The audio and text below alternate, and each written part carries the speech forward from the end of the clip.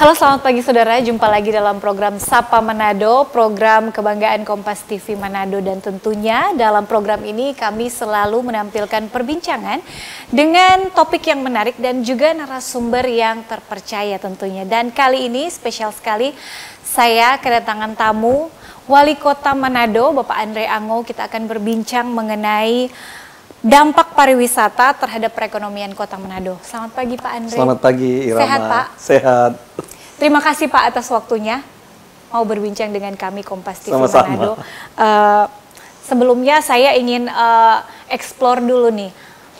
Kita ngobrol tentang pariwisata. Kira-kira nih Wali Kota Manado membanggakan atau menjagokan apa dari pariwisata yang ada di Kota Manado, Pak? Yang dibanggakan, dijagokan welcoming dari masyarakat. Jadi keramah tamahan dari masyarakat dan tentu kebersihan. Jadi saya berharap dukungan dari masyarakat. Kalau pariwisata kita mau, kita tentu kita kan kota pariwisata, visi kita kota pariwisata.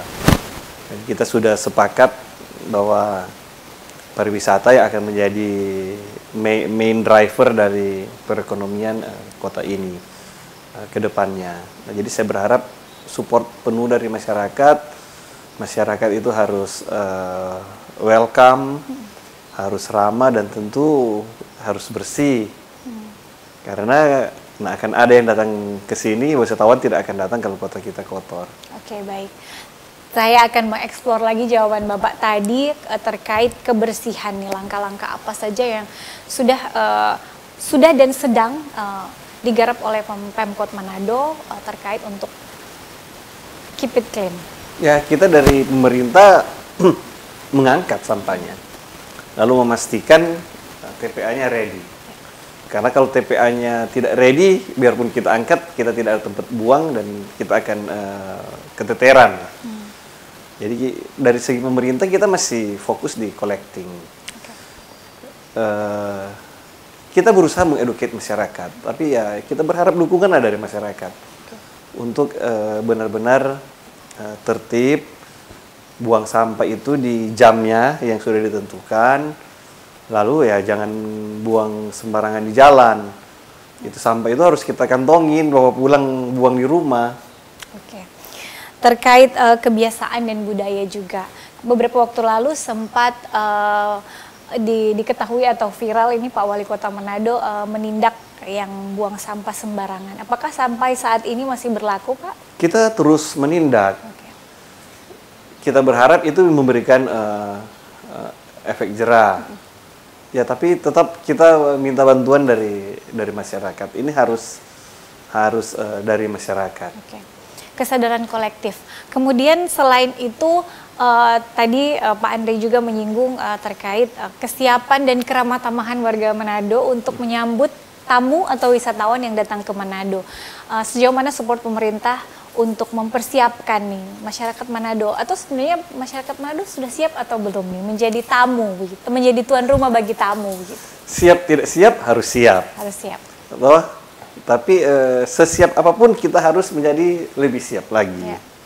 Jadi banyak kita secara base-nya masyarakat kita memang welcome.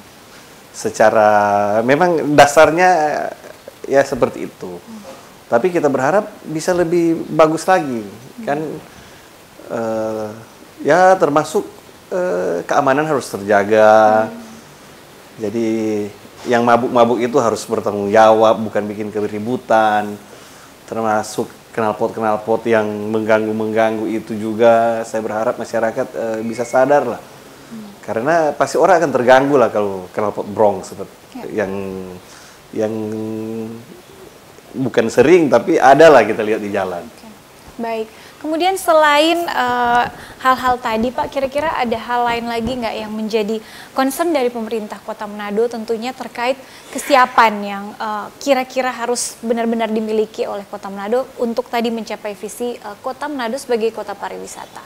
Ya, Kota Manado kan harus indah. Ya. Dari segi pemerintah kita berusaha bikin kota kita indah. Infrastrukturnya kita benahi, Ya, yang tadi kan dari segi masyarakatnya juga harus menunjang. Ya, dan kita juga harus terkonek. Jadi kita punya connectivity harus tinggi. Ya, kita make progress lah. Kita sudah ada konektivitas kan ke Singapura, itu nanti mungkin nggak lama lagi akan tiap hari flight ke Singapura. Lalu kan kita ada ke Guangzhou, beberapa charter flight ke beberapa daerah juga di beberapa kota di China. Dan kita berharap kita bisa membuka terus konektivitas kita ke daerah-daerah lain gitu, negara-negara lain termasuk.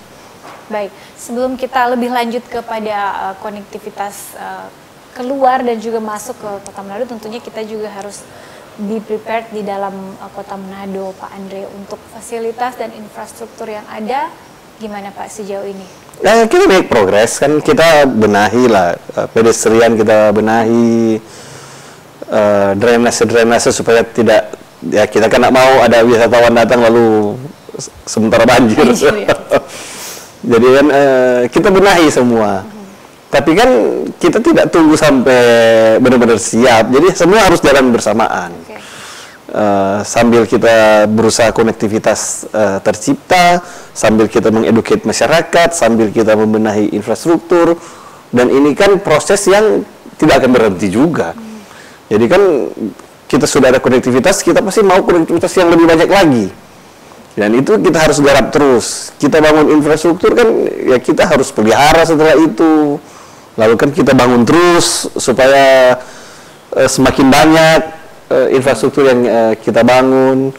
Kita berharap masyarakat kita lebih hari lebih baik dalam menerima tamu. Dan itu progres yang harus kita laksanakan terus menerus. Oke, terkait itu Pak, beberapa waktu yang lalu sempat ada informasi dari warga di beberapa titik di Kota Manado di mana jalan atau akses utama mereka ini terganggu karena lubang-lubang yang belum tertangani. Lubang di jalan ya? Ya, untuk saat ini bagaimana Pak progresnya?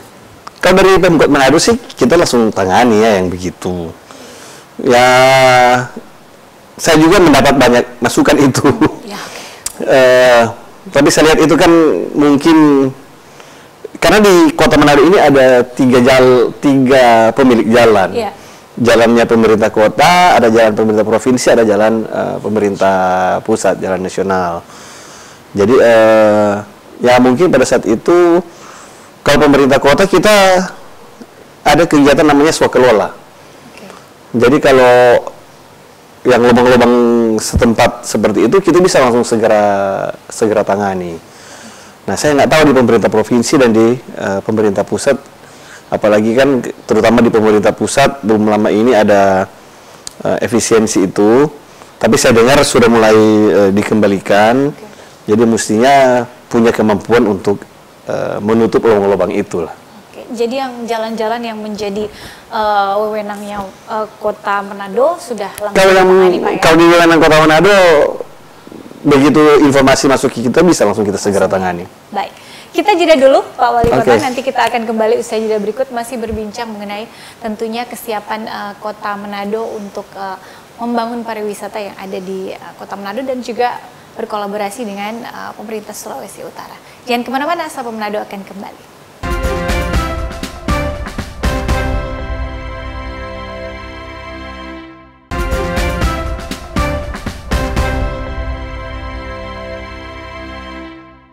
Anda kembali bersama kami di Sapa Manado, saudara. Saya masih berbincang dengan Wali Kota Manado, Andre Ango. Di sini kita berbincang mengenai dampak pariwisata terhadap ekonomi Kota Manado. Pak, tadi sudah sempat kita ngobrol sedikit pas off air. Tentunya kita, katakanlah pemerintah Kota Manado tidak bisa berjalan sendiri.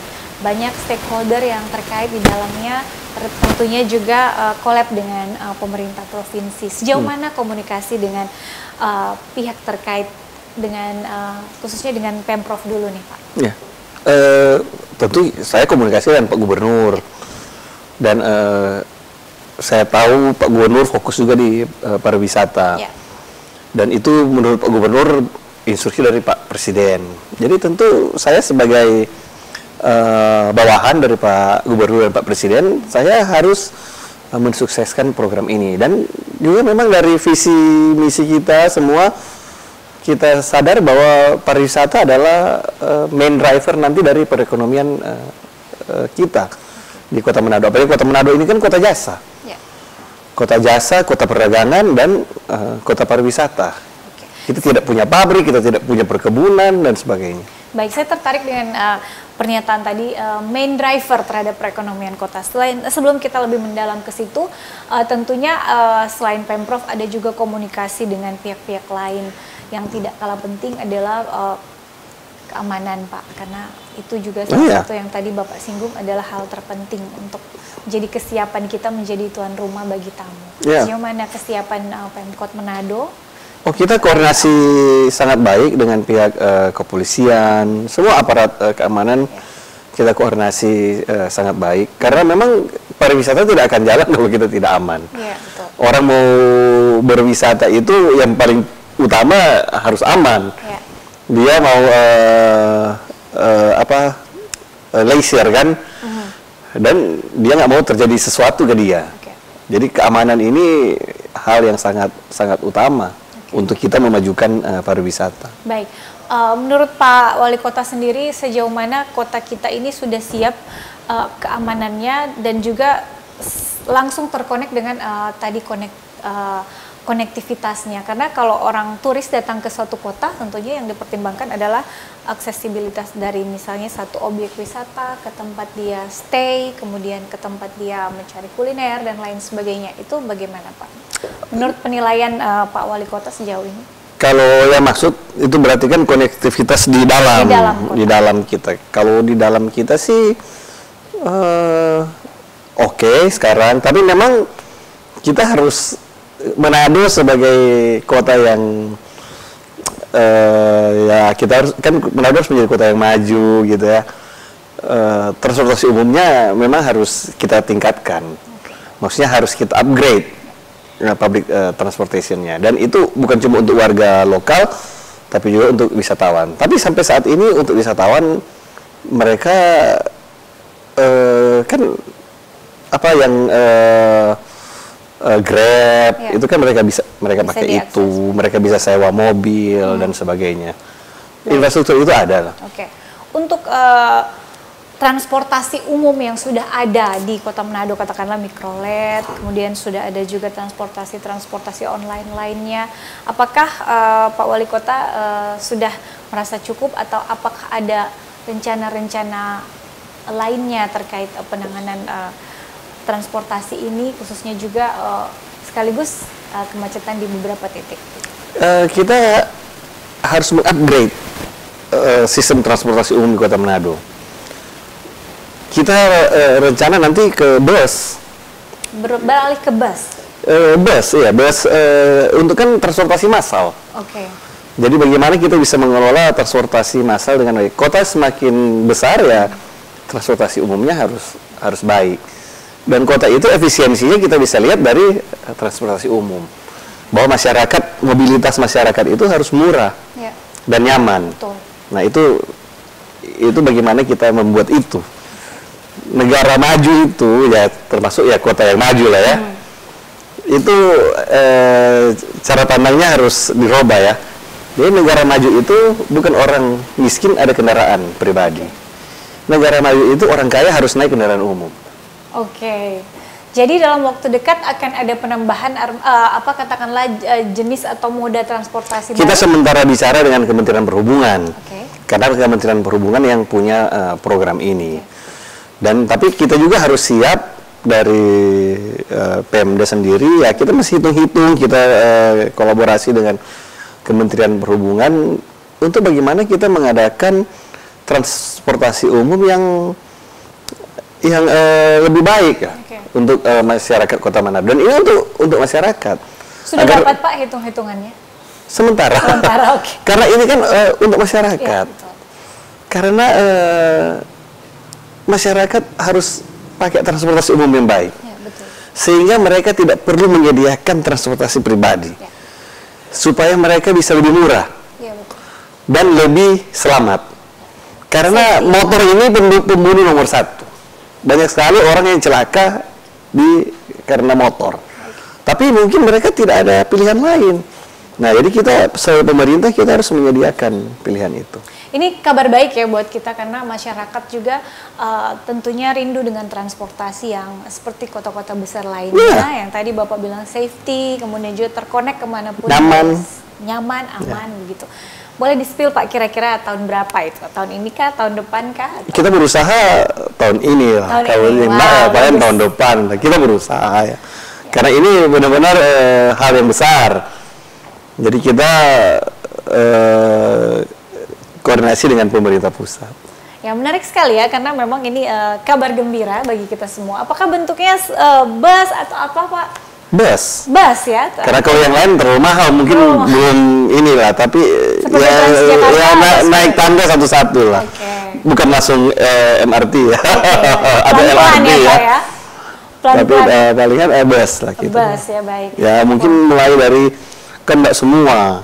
Kan kita mulai mungkin 2 koridor dulu kayak seperti yang itu. Melayani rute-rute di Kota Manado. Ya kita sementara. Awalnya di mana Pak? Kita sementara formulasikan. Oke, baik.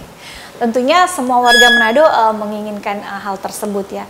Untuk ketika itu diadakan, apakah transportasi atau moda yang sudah ada akan dipertahankan atau seperti apa Pak? Begini, makanya kita kan mulai dari kayak 2 atau 3 koridor dulu. Lalu kan Kota Manado sudah cukup berkembang. Nah, jadi kan kita akan tata trayek-trayek sehingga yang sekarang existing itu kita bisa alihkan ke trayek-trayek baru. Oke, baik. Nanti kita akan berbincang lagi lebih mendalam mengenai pariwisata dan dampaknya tadi kepada perekonomian Kota Manado, Pak, lebih mendalam, tapi kita harus jeda komersial dulu. Nanti kita akan kembali ke segmen yang ketiga, berbincang dengan Wali Kota Manado di sini. Jangan kemana-mana, usai jeda berikut Sapa Manado akan kembali.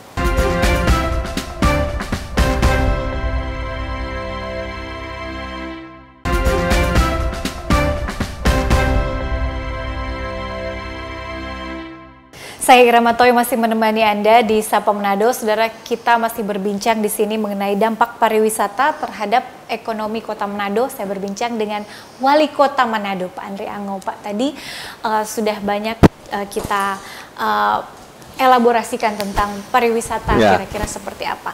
Kemudian tadi yang menjadi garis bawah saya terhadap pernyataan Pak Wali Kota adalah pariwisata as a main driver of ekonomi, perekonomian Kota Manado. Boleh Pak dijelaskan seperti apa? Ya, jadi tujuan semua pemerintahan itu kan mensejahterakan masyarakatnya. Dan ukuran ukuran yang paling realistis lah, itu adalah PDRB per kapita. Nah, jadi kita kan berlomba-lomba berusaha mengangkat PDRB per kapita kita. Untuk itu kan pertumbuhan ekonomi harus tinggi. Nah, pertumbuhan ekonomi itu 3 hal utama: investasi, ekspor, sama konsumsi. Nah, ekspor ini termasuk pariwisata. Kan ekspor ini bagaimana uang dari luar datang ke kita. Uang dari luar datang berputar di kita. Waktu berputar di kita, itu dia kemana-mana ke masyarakat, sehingga masyarakat mendapatkan cash flow, mendapatkan uang. Nah, jadi kita berharap nanti ke depan itu uang dari pariwisata banyak yang datang ke kita, besar, masuk di Kota Manado dan berputar di Kota Manado, dan itu akan kemana-mana. Dan bukan cuma ke Kota Manado, dia akan mungkin ke Tomohon dalam bentuk sayur, dalam bentuk produk-produk pertanian, akan ke daerah yang lain juga di sekitar Manado, Minahasa, Bitung dan sebagainya. Dalam bentuk turis yang datang ini, mereka perlu makan ikan, sayur, bahan-bahan pertanian. Mereka beli pasti kebanyakan itu dari nelayan, petani yang ada di luar Kota Manado. Tapi itu yang kita harap, pariwisata ini mendatangkan uang berputar banyak ke Kota Manado. Itulah main driver dari perekonomian Kota Manado ke depannya. Oke, baik.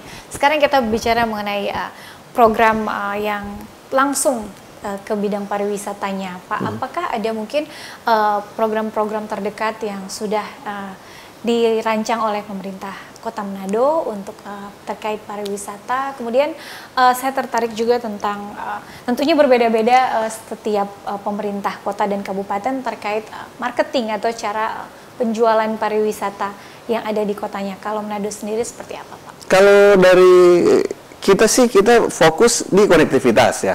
Okay. Kita berusaha apa yang sudah tercipta itu sustain. Okay. Jadi seperti penerbangan yang ke China ini, termasuk yang charter flight yang ke beberapa kota, kita berharap itu sustain. Okay. Kita berharap mereka berhasil. Kalau mereka berhasil, mereka akan tambah lagi. Dan mereka akan menginspirasi operator-operator lain untuk datang berbisnis di sini. Nggak guna kita promosi, cari yang belum ada, tapi yang udah ada ini dia rugi atau dia tutup. Itu akan menjadi pengaruh yang jelek bagi kita. Kita tawarkan ke yang lain, begitu dia lihat yang sudah ada tutup, dia nggak akan berani. Kalau yang sudah ada ini dia menguntungkan, dia menambah, itu yang belum datang pun pasti akan tertarik untuk buka jalur ke sini. Tadi pagi saya menerima dari Korea travel agent dari sana, mereka lagi berpikir juga untuk bagaimana bisa membuka charter flight dari Korea untuk membawa turis dari Korea ke sini. Dan dari kita sangat terbuka, kita sangat berharap dari mana-mana bisa datang untuk berwisata di Manado. Dan bukan cuma di Manado, mereka pasti akan ke Tomohon, mereka akan ke Minahasa Utara dan daerah lainnya di sekitar kita. Dimaksimalkan saja dulu apa yang sudah ada begitu, Pak ya. Kemudian terkait apa yang sudah ada, objek wisata, kemudian apa yang kekayaan alam yang kita punya, tanggapannya seperti apa, Pak? Ada banyak spot-spot wisata kuliner, kemudian juga wisata-wisata jenis-jenis baru yang sudah ada di Kota Manado. Tanggapan Pak Wali? Menurut saya sudah cukup lah dengan yang ada, baik yang di Manado maupun sekitar Manado. Kan kayak di Tomohon, di Minahasa Utara banyak itu destinasi. Kita bilang itu kan destinasi untuk orang datang ke situ melihat, menikmati objek yang ada di situ. Saya rasa kalau dari segi destinasi kita sudah cukup, dan saya lihat packagingnya sudah lumayan lah, sudah bagus-bagus lah. Kayak di Danau Lino itu sudah sangat representatif lah. Kalau yang ke sana, ya saya berharap yang belum representatif direpresentatifkan. Tetapi yang representatif pun sudah cukup.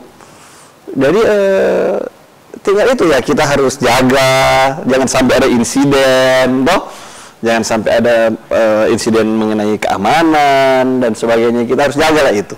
Dan ya itu tadi kebersihan, yang basic-basic itulah yang kita harus perhatikan sambil kita berusaha konektivitas ini semakin hari semakin banyak.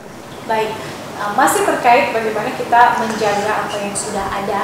Kemudian tentu mengimprove agar supaya menjadi lebih baik. Ada wisata-wisata yang sudah dikenal di dunia terkait tentunya Bunaken. Mungkin ada program khusus untuk pariwisata yang ada di Bunaken atau seperti apa? Bunaken itu kan suatu keunikan tersendiri. Bunaken itu kan keunikannya di bawah. Bunaken punya market sendiri. Dan sebenarnya Bunaken itu sendiri dengan tipe objek wisatanya, dia nggak sustain untuk mass tourism. Kalau terlalu banyak bisa beresiko. Bunaken itu bisa rusak kalau terlalu banyak. Jadi kita preserve lah Bunaken itu. Bunaken itu akan menjadi daya jual kita. Ya kita berharap orang untuk snorkeling di Bunaken itu untuk snorkeling, apalagi diving, nggak banyak tempat di dunia yang seperti Bunaken kita ini. Dia akan menjadi jualan kita, tapi itu tadi kita juga harus jaga dia. dia harus kita preserve. Tapi selain Bunaken kan banyak yang lain-lain. Jadi kita berusaha, lalu turis itu kan, pariwisata itu manajemen revenue.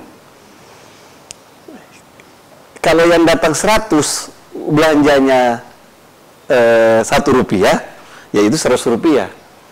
Mendingan yang datang 10, belanjanya taruhlah Rp1.000, jadi Rp10.000. Yang kita hitung bukan kepalanya, kita harus hitung berapa uang yang dia spend di sini. Nah, itu tujuan kita. Jadi strategi kita ya harus ke arah situ. Bagaimana kita maksimalkan? Jadi dia harus lama di sini. Semakin lama semakin banyak pasti uang yang dia spend di sini. Dan bagaimana dia bisa spend di sini ya. Makanya destinasi itu harus banyak supaya dia banyak pilihan, dan juga dia akan spend lah di situ. Baik.